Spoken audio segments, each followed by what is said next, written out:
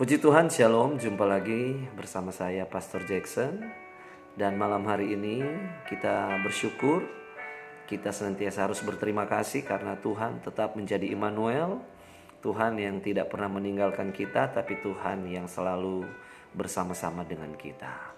Saat ini saya mau katakan lewat fenomena, situasi yang sementara Indonesia alami maupun seluruh muka bumi, begitu banyak negara yang sementara mengalami hal yang sama seperti Indonesia alami, sementara berhadapan dengan yang namanya sakit penyakit yang diakibatkan oleh virus corona, dan itu begitu menghebohkan, membuat suatu teror, ketakutan, kecemasan, kekhawatiran yang begitu luar biasa. Tetapi saya diingatkan Tuhan bahwa kita harus senantiasa melihat dari sisi kebenaran firman Tuhan, sehingga kita melihat bahwa di balik semua ini ada rencana dan maksud Tuhan dalam kehidupan kita. Oleh sebab itu saat ini saya mau katakan bahwa biarlah kita senantiasa memiliki suatu sikap rohani yang semakin dewasa untuk melihat hal ini adalah kesempatan bagi kita untuk kita mulai membagikan kasih kita kepada semua orang. Walaupun lewat kita membagikan kasih itu terbatas, mungkin kita tidak bisa menjumpai mereka, tetapi Alkitab selalu memberikan solusi bagi kita, memberikan jalan bagi kita untuk kita bisa membagikan kasih itu. Bagaimana caranya? Caranya adalah bagaimana kita mulai mendoakan mereka. Saya mau mengajak bagi kita seluruh hamba-hamba Tuhan, pendeta-pendeta, orang-orang Kristen, anak-anak Tuhan, siapapun yang mendengarkan channel ini, siaran ini, mari kita mulai menghentikan perdebatan-perdebatan yang membuat kita digiring kepada suatu opini yang membuat kita seakan-akan kita tidak bersatu. Kita mulai saling menghakimi, kita mulai saling membenarkan. Dan mari kita mulai melihat kebenaran firman Tuhan, bahwa ada keinginan Tuhan, ada kemauan Tuhan untuk kita mulai bergandengan tangan. Kita menyatukan keinginan Tuhan dalam keinginan kita dengan cara kita berdoa. Tuhan mengingatkan saya untuk kita mulai berdoa. Pertama, kita doakan untuk orang-orang yang sementara menderita sakit virus corona, mereka yang sementara dirawat di rumah sakit akibat positif virus corona. Kita mendoakan mereka supaya mereka boleh mengenal Tuhan, boleh percaya, boleh berjumpa dengan Tuhan.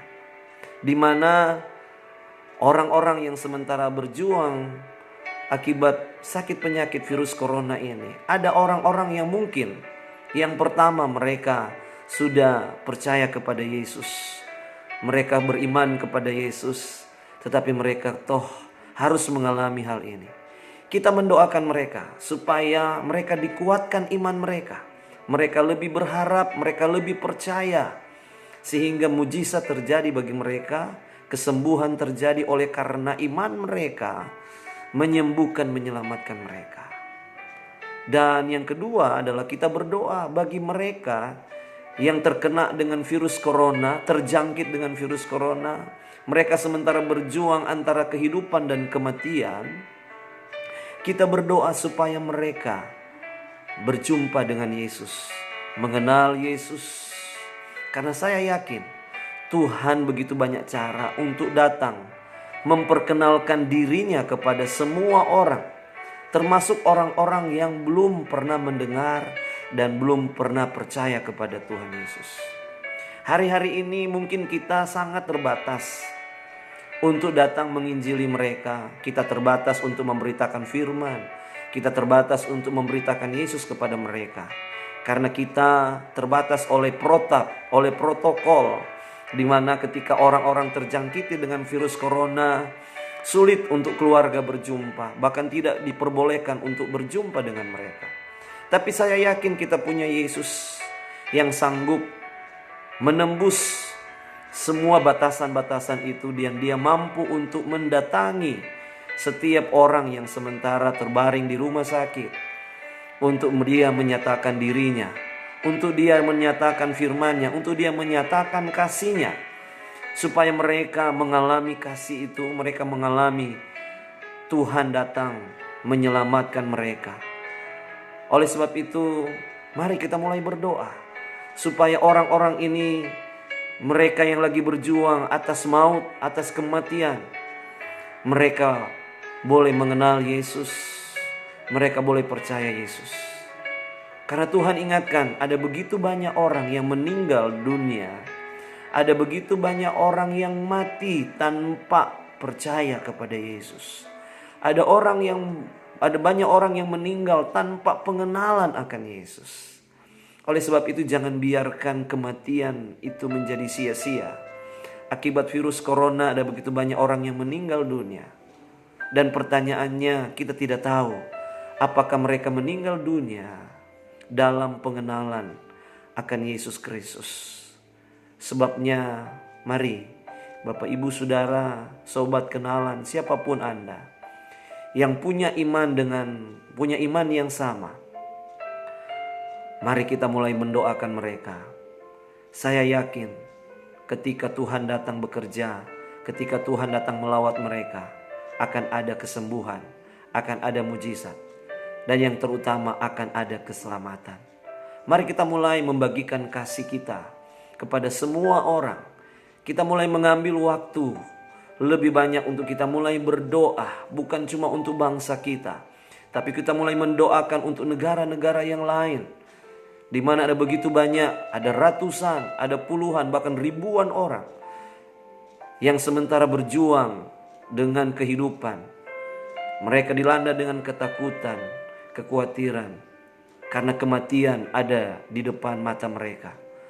Tapi saya yakin Tuhan Yesus berkata dalam firman Tuhan, Yohanes pasal 10 ayat 10, Tuhan Yesus datang memberikan kehidupan kepada mereka, kepada kita manusia.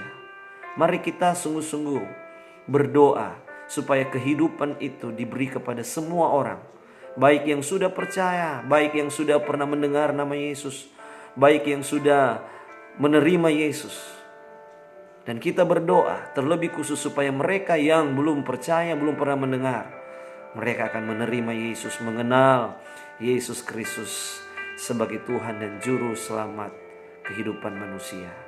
Karena kehidupan kita ditentukan bukan berakhirnya kita di dunia ini, tetapi ada kehidupan kekal nanti yang Tuhan sediakan bagi semua orang yang percaya kepada Dia. Sebabnya kita doakan supaya mereka menemukan kehidupan yang kekal bersama dengan Tuhan Yesus Kristus. Mari saudara, kita bergandengan tangan. Kita mulai berdoa dengan penuh cinta kasih Tuhan. Kita melihat, jangan biarkan ada orang yang meninggal dunia tanpa mereka mengenal siapa Tuhan itu. Karena 1 Timotius pasal yang kedua ayat yang keempat, 1 Timotius 2 ayat yang keempat berkata, Tuhan menghendaki semua orang diselamatkan. Tuhan tidak menghendaki satu jiwa binasa, tapi Tuhan menghendaki supaya semua orang bisa diselamatkan. Sebabnya mari kita ambil satu langkah ini. Kita mulai berdoa, mendoakan orang-orang ini. Dan yang kedua, yang terakhir, mari kita mendoakan para medis, para dokter, para pemerintah, supaya diberi kekuatan, kemampuan, kecakapan, skill, hikmat, sehingga mereka menemukan cara untuk mereka bisa mengobati pasien-pasien yang terkena dan menyelesaikan masalah sakit penyakit atau virus corona ini. Kita berdoa dan yakinlah doa kita besar kuasanya. Doa kita mampu didengar oleh Tuhan, dan yakinlah doa kita akan menghasilkan mujizat. Karena bagi manusia mustahil, tapi bagi Tuhan tidak ada yang mustahil. Kita harus percaya Tuhan mampu bekerja dalam segala cara, dalam segala situasi, untuk mendatangkan kebaikan bagi kita, bahkan untuk mendatangkan keselamatan bagi semua orang. Puji Tuhan, demikian biarlah lewat siaran ini, lewat sharing saya ini bisa memberkati kita semua dan menyadarkan kita semua sudah waktunya kita mengambil peran bagian untuk mendoakan mereka, menyalurkan kasih lewat doa. Haleluya, puji Tuhan. Shalom.